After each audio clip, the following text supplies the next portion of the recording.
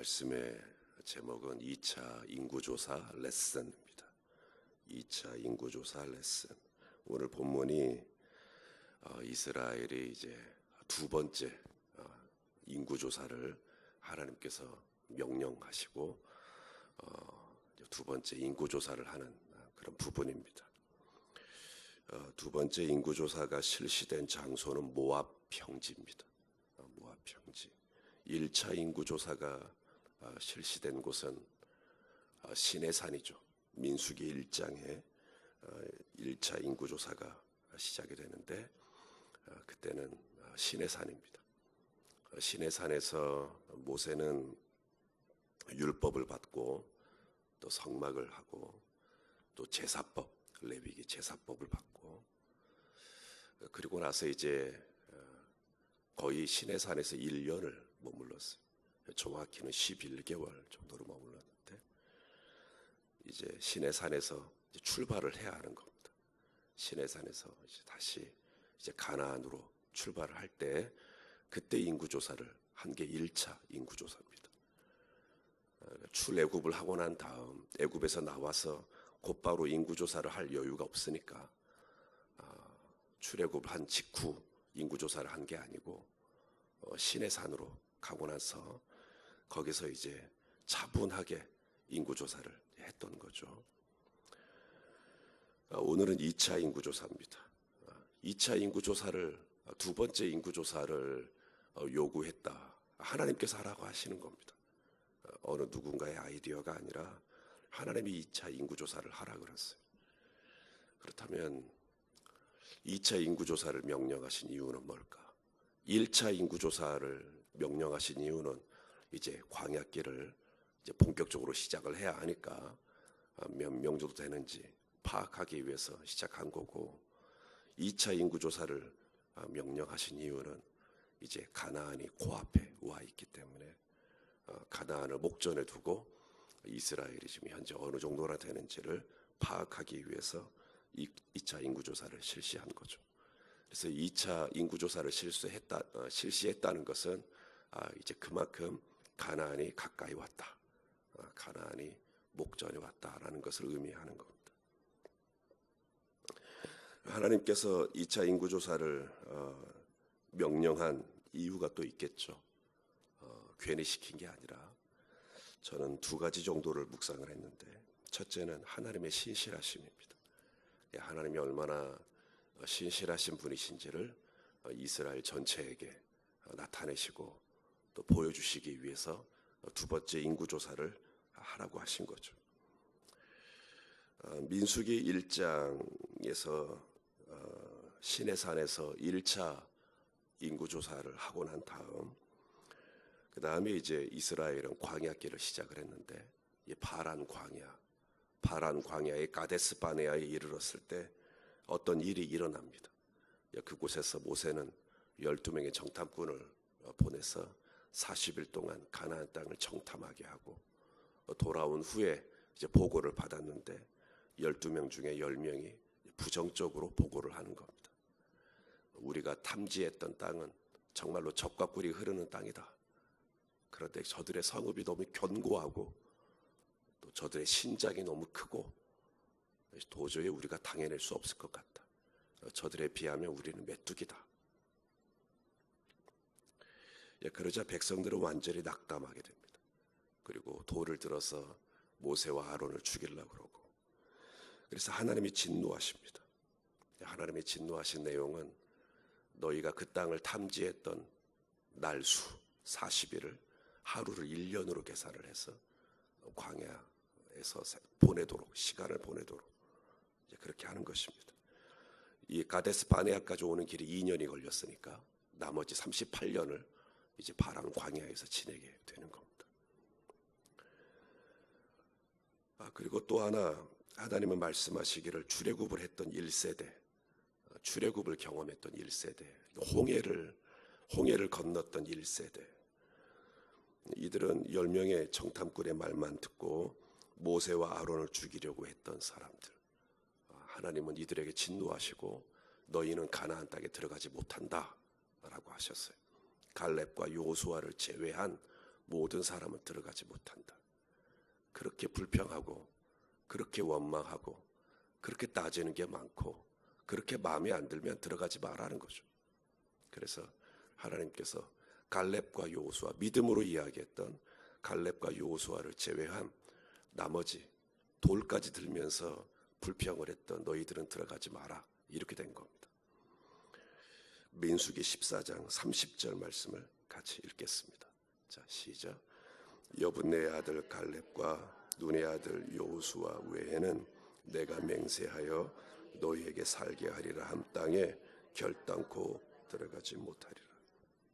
자, 그렇다면 인구조사, 1차 인구조사를 했을 때에 이스라엘의 장정의 숫자가 60만 3,550명입니다.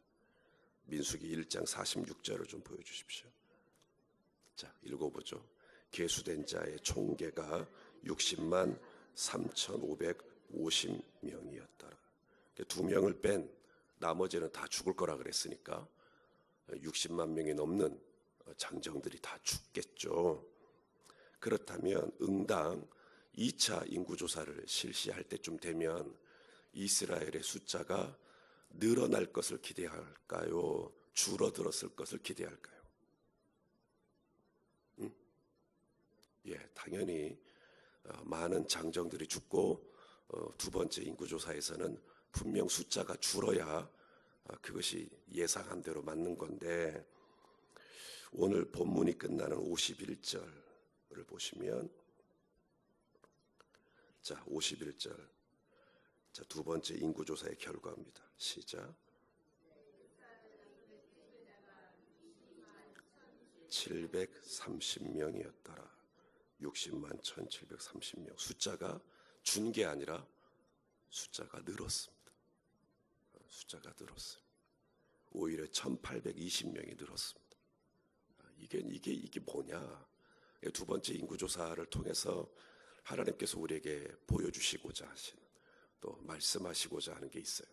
이게 뭐냐면 당신의 신실하심입니다. 당신의 신실하심. 하나님의 진노를 받았고 너희는 광야에서 다 죽을 것이다 라고 했는데, 가나안을 이제 목전에 둔 이스라엘의 숫자는 오히려 더 늘었어요.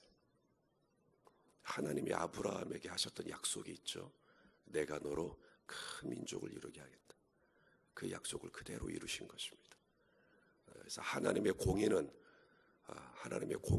광야에서 이루어졌고, 그래서 하나님의 진노는 거기서 만족이 되고, 그럼에도 불구하고 이스라엘은 또 하나님의 넉넉한 자비하심을 받아서 두 번째 인구조사를 실시했을 때 그 숫자가 전혀 조금도 줄어들지 않고 오히려 1800명 이상이 늘어난 넉넉한 인구로 가나안에 입성하게 되시는 것입니다.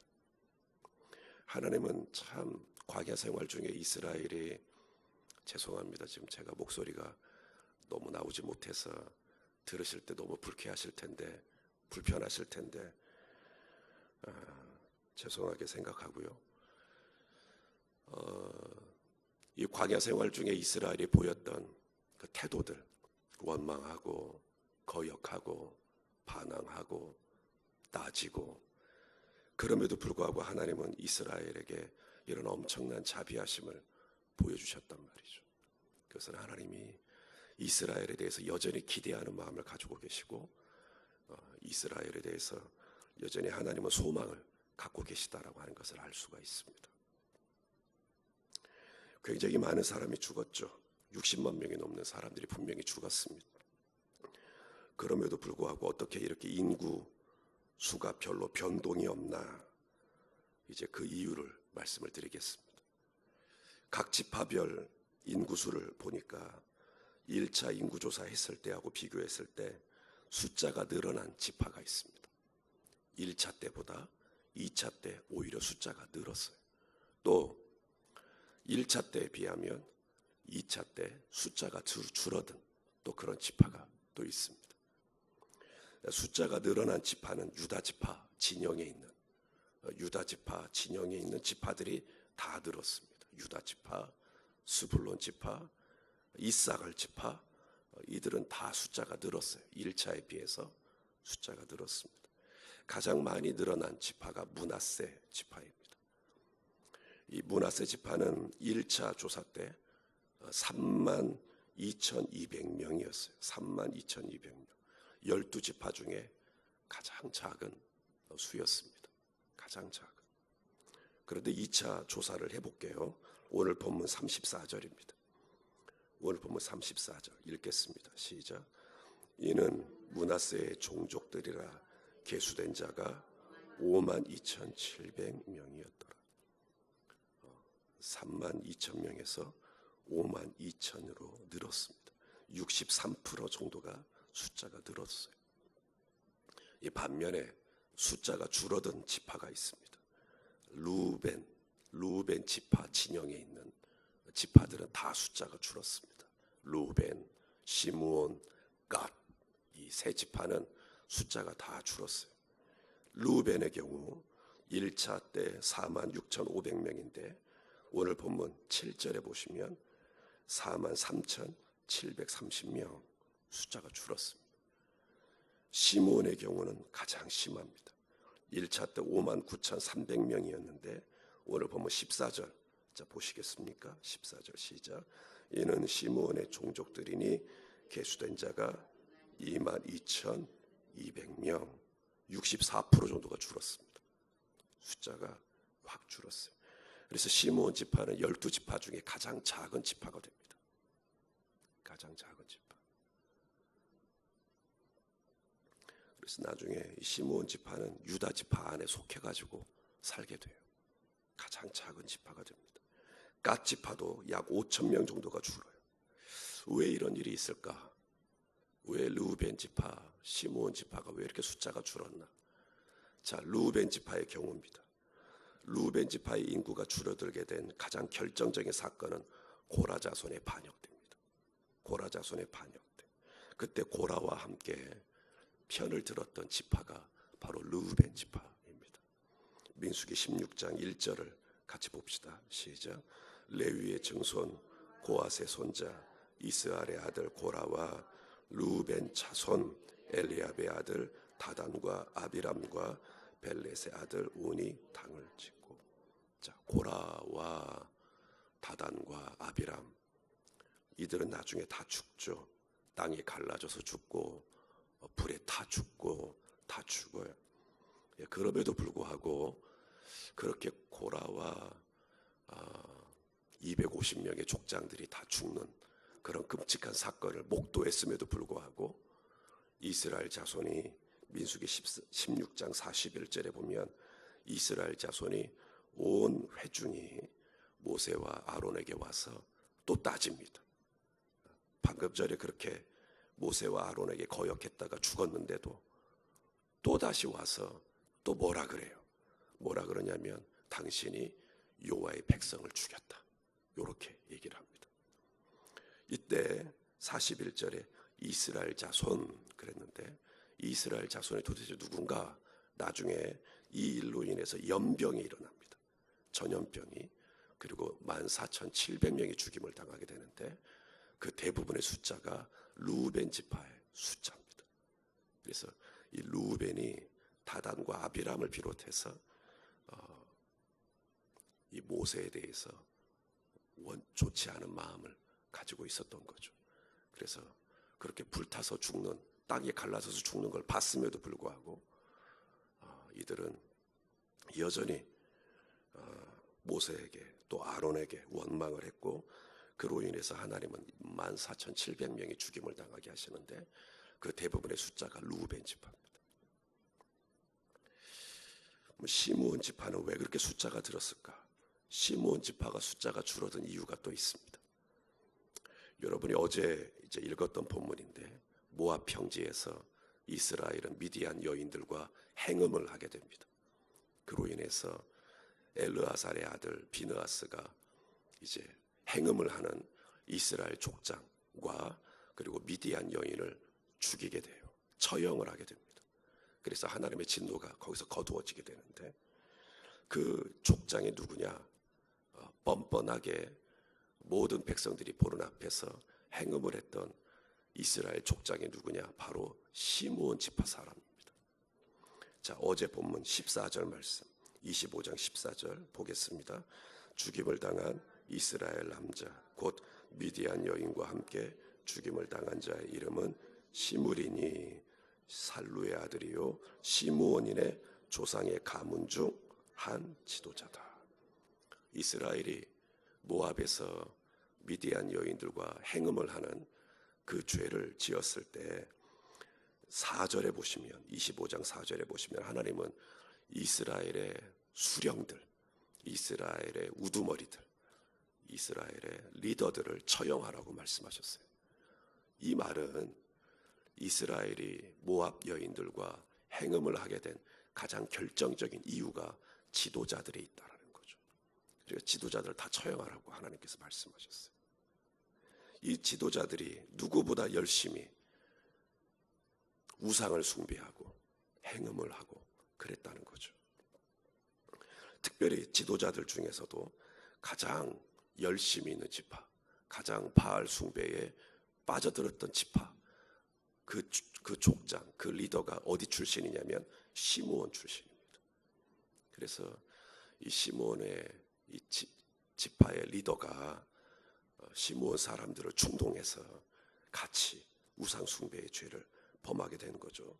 그로 인해서 연병이 돌았고 2만 4천 명이 죽임을 당하게 됩니다. 그 2만 4천 명의 대부분의 숫자는 시므온 지파 사람들이죠.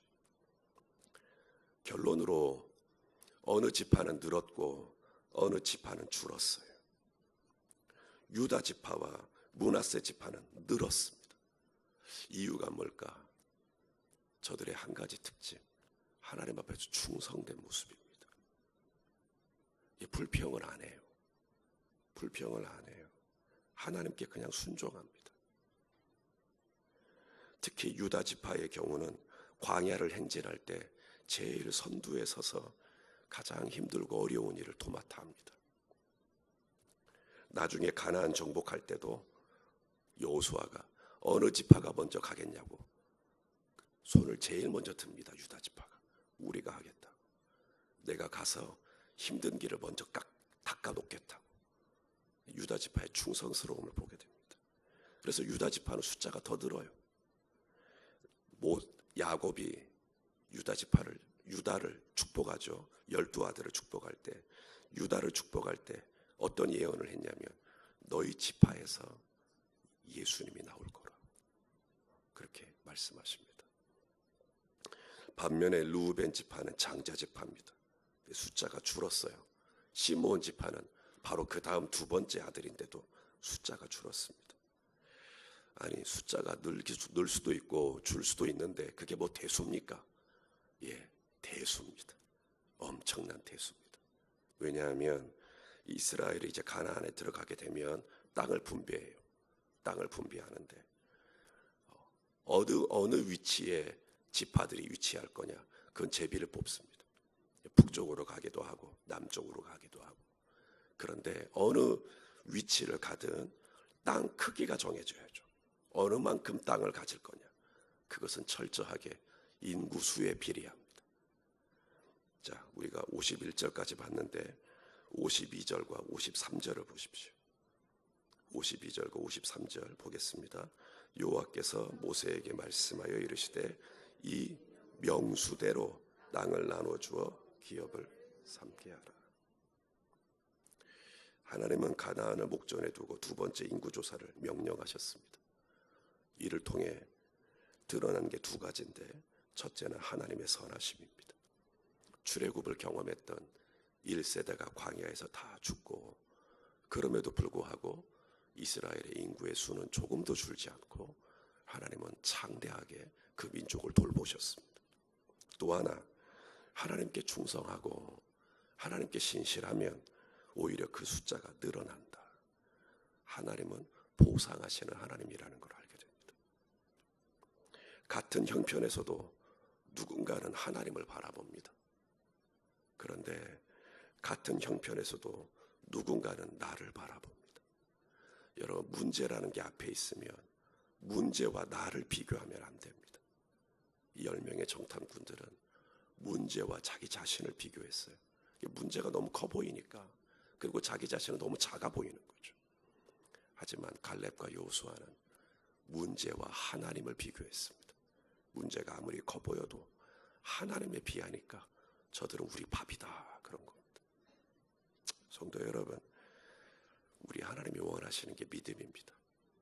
우리가 이 믿음으로 하나님을 바라볼 때 그 축복이 나뿐만 아니라 내 후손에게 분명히 이어진다라는 것이 성경의 가르침입니다. 그래서 오늘도 믿음으로 분명히 우리 앞에 당한 문제가 있지만 문제보다 훨씬 크시고 훨씬 위대하신 우리 하나님을 바라보고 그 하나님께 순종하고 그 하나님과 동행하는 복된 하루가 되시기를 예수님의 이름으로 축원합니다.